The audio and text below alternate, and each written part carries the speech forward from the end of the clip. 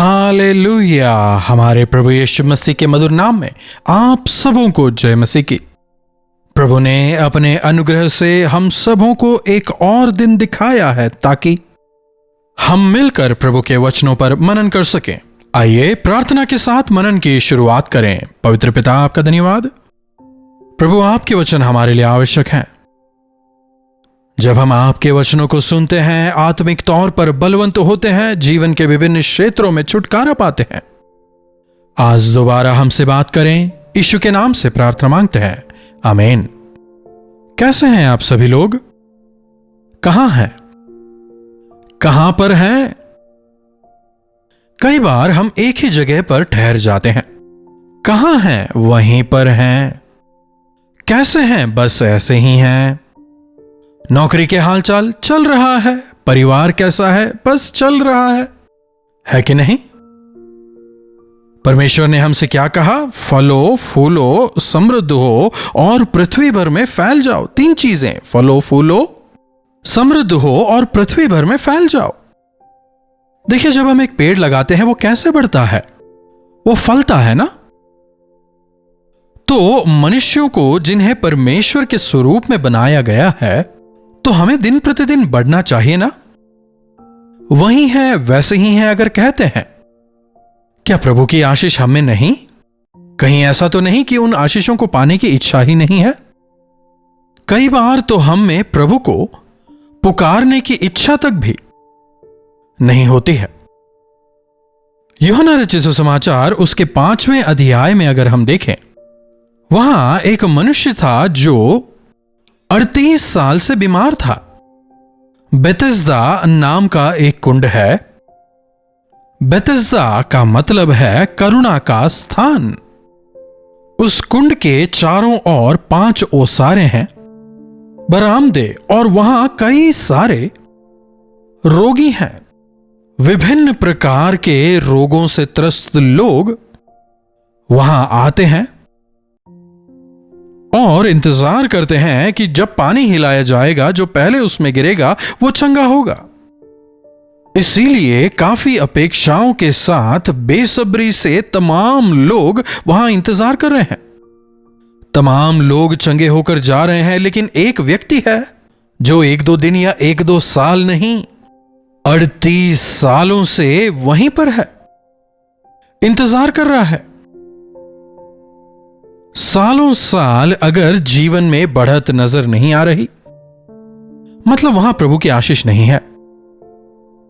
क्या आप अपने जीवनों में प्रभु की आशीष को पाना चाहते हैं?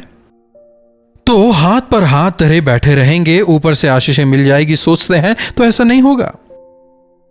ऐसे ही पड़े रहने से क्या चंगाई मिल जाएगी? नहीं। उस कुंड में उसे उतरना था।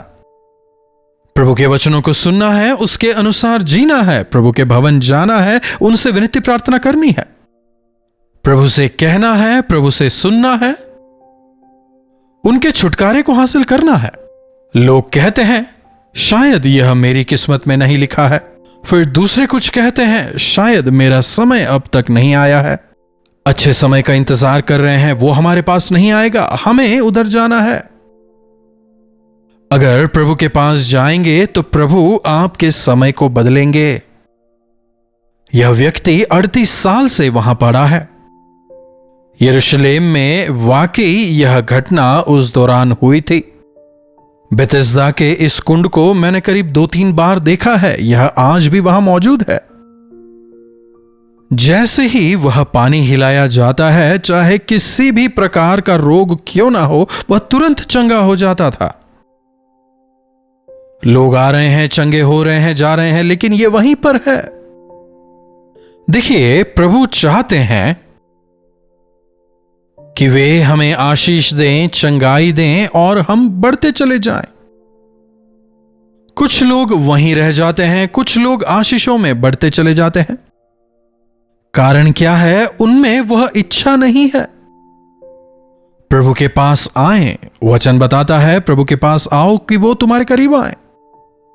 तुम मुझसे मांगो तब मैं तुम्हें दूंगा। लगता है इस व्यक्ति को जो स्थिति में वो है वही पसंद आ गया। 38 साल हो गए हैं, वहीं पर पड़ा है, बीमारी ठीक नहीं हुई। 6वीं आयत में अगर हम देखें, यीशु ने उसे वहां पड़ा हुआ देखकर और यह जानकर कि वह बहुत दिनों से इस दशा में पड़ा है, हमारे प्रभु देखते हैं और हमें बेहतरी से जानते हैं। अगर मैं आपसे पूछूं कि आपने मुझे देखा है, कहेंगे हां। इस सोशल मीडिया पर आप मुझे देख रहे हैं, टीवी पर आप मुझे देख रहे हैं। लेकिन अगर मैं आपसे पूछूं क्या मुझे जानते हैं, तो जवाब बहुत सारे लोग मुझे नहीं जानते। सामने वाला व्यक्ति कौन है, उसकी जीवन शैली क्या है, वो क्या करता है, वो क्या नहीं करता है, उसे क्या पसंद है, क्या नहीं पसंद है, उसके परिवार में कितने लोग हैं, उसकी आदतें कैसी है, अच्छी बात क्या है, बुरी बात क्या है, उसका व्यक्तित्व कैसा है, ऐसे किसी को जानना हमारे साथ रहने वाले भी थोड़ा बहुत ही जानेंगे। विडंबना देखिए, साथ रहने वाले पति पत्नी भी एक दूसरे को अच्छी तरह नहीं जानते। उनकी आदतें, उनकी पसंद शायद थोड़ा बहुत वे जानते हों, उनके अंदर क्या चल रहा है कोई नहीं जानता ना। लेकिन प्रभु हमें बेहतरी से जानते हैं, हमारे अंतरांग को जानते हैं, हमारी स्थिति को जानते हैं। प्रभु एक एक को जानते हैं। अच्छा चरवाहा अपनी भेड़ों को जानता है। प्रभु यीशु हमारे अच्छे चरवाहे हैं और हम उनकी भेड़ें हैं। तो यह व्यक्ति क्यों यहां 38 साल से पड़ा हुआ है? प्रभु यह जानकर उसे खोजते हुए उसके पास जाते हैं। भयंकर बीमारी की अवस्था में है, खाट पे पड़े पड़े, शायद शरीर में फोड़े हो गए हों, लंबे समय से वो ऐसे पड़ा हुआ है। यीशु यह समझ जाते हैं, उन्हें कुछ बताने की जरूरत नहीं, देखते ही वह जान चुके थे। क्या तू चंगा होना चाहता है? पूछते हैं। तेरी इच्छा क्या है? तू चाहता क्या है? चंगाई पाने की इच्छा रखने वाले ही यहां आते हैं, और जो कुंड में पहले गिरेगा वही चंगाई पाएगा। अगर हम इसके आत्मिक अर्थ को समझने की कोशिश करें, प्रभु के वचन की तुलना पानी से की गई है। समय समय पर दूत आके उस पानी को हिलाया करते थे। तो वो पानी क्या है? परमेश्वर का वचन। और हिलाने वाले वो दूत कौन है? परमेश्वर के सेवक, जिन्हें परमेश्वर ने भेजा है। तो जब वे आकर वचन को सिखाते हैं, समझाते हैं, विवेचना करते हैं, उस दौरान अगर आप हां यह वचन मेरे लिए ही है, परमेश्वर मुझी से बात कर रहे हैं कहकर उस वचन को अगर आप स्वीकारें, आपका जीवन बदल जाएगा। अगर कहानी की तरह सुने तो कुछ हासिल नहीं होगा। अरे यह तो उसके लिए कहा गया है, ऐसा लगता है, तब भी कुछ नहीं बदलने वाला। लेकिन यह वचन मेरे ही लिए है, परमेश्वर मुझे से बात कर रहे हैं कहकर स्वीकारने वाले चंगाई पाएंगे। आज कईयों को देखिए, कहते हैं कि हम सालों सालों से इस चर्च के विश्वासी हैं, हमारे बाप दादाओं के जमाने से हम इसी चर्च आ रहे हैं, हर एक मीटिंग में हम सबसे आगे बैठते हैं, वो हमारी कुर्सी है, हम प्रार्थना करते हैं, हम ऑफरिंग देते हैं, बहुत कुछ कहते हैं, लेकिन वचन उनके जीवन में कार्य नहीं करता। क्या आप भी कहीं ऐसे तो नहीं हैं? आप चर्च क्यों जा रहे हैं? अरे पादरी साहब, अगर नहीं जाएंगे तो बच्चों के विवाह के दौरान पादरी साहब शायद घर पे ना आए, किसी जन्म या मृत्यु के दौरान नहीं आएंगे, इसीलिए हमने मेंबरशिप ले रखा है, कहने वाले भी कई सारे लोग हैं। सांसारिक तौर पर इन तमाम चीजों की जरूरत है, लेकिन आपके अंदर अगर मसीह ना हो, प्रभु के भवन जाकर मैं प्रभु के सामर्थ को हासिल करना चाहता हूं, मैं चंगाई पाना चाहता हूं, ऐसी इच्छा आप में करना हो, तो आपका जीवन ऐसे ही रह जाएगा, आप कभी भी आगे बढ़ने नहीं पाएंगे।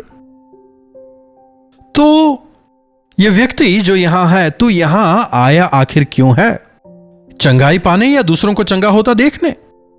38 साल से यहां पर है ना, काफी सीनियर हो चुका है। हां, उस दिन वो कोढ़ी आया था, चंगा हो गया, वो अंधा आया था, ठीक हो गया, है ना?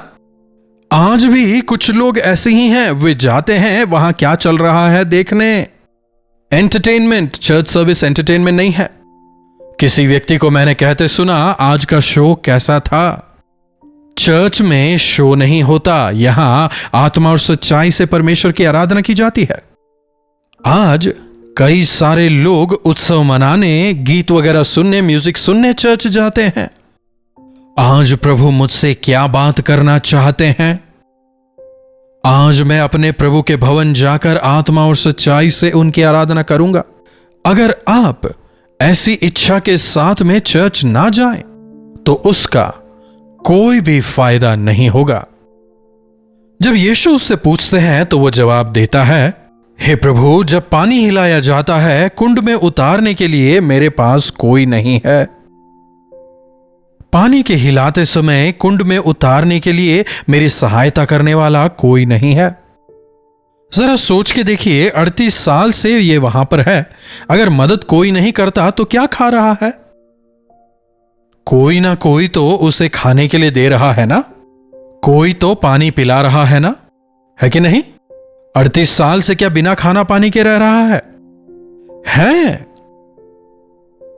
38 साल से खाट लगाकर वहां पर पड़ा हुआ है, चटाई पर नहीं, खाट लगाकर पड़ा हुआ है। खाट कोई तो लाया होगा ना। बीमार है तो खाट खराब भी तो हो गया होगा। 38 साल तक एक ही खाट का प्रयोग क्या संभव है? बदलना पड़ा होगा ना। कोई तो है, भोजन देने वाला कोई है, खाट बदलने वाला कोई है, लेकिन फिर कहता है कोई नहीं है, कोई नहीं है। आज कई लोगों की जबान से यही निकलता है, हमारा कोई नहीं है, हम अकेले हैं। ठीक है, तो कहां रहते हो? घर में ही रहते हैं। आपके पति कहां हैं? वो घर में ही रहते हैं। आपकी पत्नी कहां है? घर पर ही मेरे साथ ही रहती हैं। तो फिर आप अकेले कैसे हुए? समझ रहे हैं? अकेलापन सोच में है कि नहीं? अकेले कैसे हुए? पति है, पत्नी है, बच्चे हैं, परिवार के अन्य सदस्य हैं, आस पड़ोसी भी हैं। लेकिन अगर फिर भी आपको अकेला महसूस हो रहा है, तो उसका मुख्य कारण आपका अपना स्वभाव है। फिर भी आपसे प्रेम करने वाले कम से कम 1-2 कहीं तो रहेंगे, जरूर होंगे। भले ही वे लोग अपने ना हो, कम से कम बाहर वाले दया तो दिखाएंगे। लेकिन लोगों को यह सिंपैथी पसंद आती है, मेरा कोई नहीं है, मैं अकेला हूं, मैं अकेली हूं। ऐसे ही सोच सोच कर जीने वाले कभी भी जीवन में आगे नहीं बढ़ पाते, सफल नहीं होते। कभी भी किसी के लिए भी वे उपयोगी साबित नहीं हो पाते। क्या कह रहा है? पानी हिलाते ही कोई और पानी में गिर जाता है, मतलब वो हिल भी नहीं रहा है। मुझे लगता है वो पूरी तरह बेडरिडन नहीं था, थोड़ा बहुत हिल सकता था। इन 38 सालों में थोड़ा भी अगर वो खिसक करके भी जाता तो अब तक तो वो कुंड के पास पहुंच गया होता। पानी के हिलाते ही वो अंदर गिर सकता था, लेकिन कोशिश नहीं करनी, मेहनत नहीं करनी। प्रार्थना करने की इच्छा जरूर रखते हैं, लेकिन प्रार्थना नहीं करते। चर्च जाएंगे कहते हैं, लेकिन जाते नहीं। कहते तो हैं अच्छा जीवन जीऊंगा, लेकिन कल से शुरू करूंगा, कल से शुरू करूंगा कहकर टालते रहते हैं। इसीलिए जीवन में बढ़त नहीं है। इसीलिए तो बाइबल कहता है आज उद्धार का दिन है, आज यह समय है। प्रभु यीशु से कहते हैं ठीक है, तेरा कोई नहीं तो मैं हूं, मुझसे कह। प्रभु को पुकारिए। अगर आप वास्तव में अकेले हैं, अगर वास्तव में आपके लिए कोई नहीं है, आपसे कोई प्रेम नहीं करता, आप ही के लिए प्रभु हैं, आप ही के लिए यीशु ने अपने आप को क्रूस पर बलिदान कर दिया। भले ही आप में कोई अच्छाई ना हो, फिर भी प्रभु ने आपसे प्रेम किया है। दीनों की प्रार्थना, टूटे मन वालों की प्रार्थना को प्रभु सुनते हैं। कोई नहीं है कहकर हताश ना हो जाएं, प्रभु यीशु को आप पुकारें। प्रभु मेरा कोई नहीं है, केवल आप मेरे लिए हैं, उनसे कहें। पुकारें तो वे सुनेंगे, मांगें तो वे देंगे। मैं हूं, उठ अपना खाट उठा और चल फिर। बस तुरंत ही वह व्यक्ति उठ जाता है। यीशु ने उससे कहा उठ अपनी खाट उठाकर चल फिर। वह मनुष्य तुरंत चंगा हो गया और अपनी खाट उठाकर चलने फिरने लगा। हालेलुया। अगर आपके जीवन में अब तक इतने सालों से कोई बढ़ोतरी नहीं है, कोई उन्नति नहीं है, तो आज अभी इस समय अपनी इसी स्थिति से प्रभु को पुकारें। प्रभु आपको चंगाई दे रहे हैं, विश्वास करें, मेरे साथ प्रार्थना करें, चमत्कार होगा। प्रार्थना। महापवित्र पिता परमेश्वर, प्रभु आप बेसहारों के सहारा हैं, निराशों की आशा हैं, हताशों की हिम्मत हैं। हम सबों के लिए आप यही चाहते हैं कि हम जीवनों में लगातार बढ़ते चले जाएं, उन्नति करें।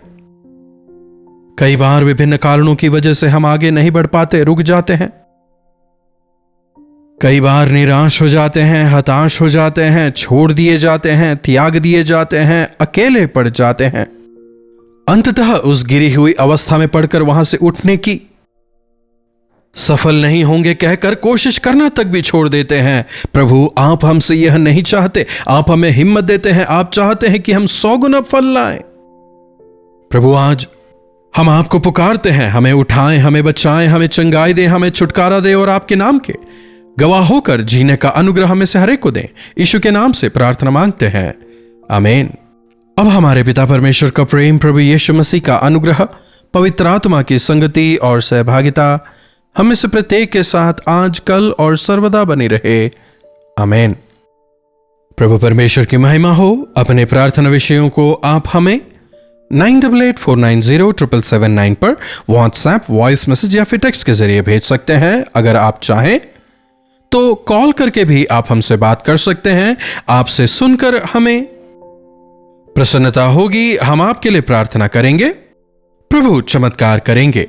इन्हीं वचनों के साथ आज मैं आपसे विदा लेना चाहूंगा। दोबारा मिलने तक प्रभु का अनुग्रह हम सबों पर बना रहे। कल्वरी दर्शन, ये है प्रेम के दर्शन, यीशु प्रेम के दर्शन।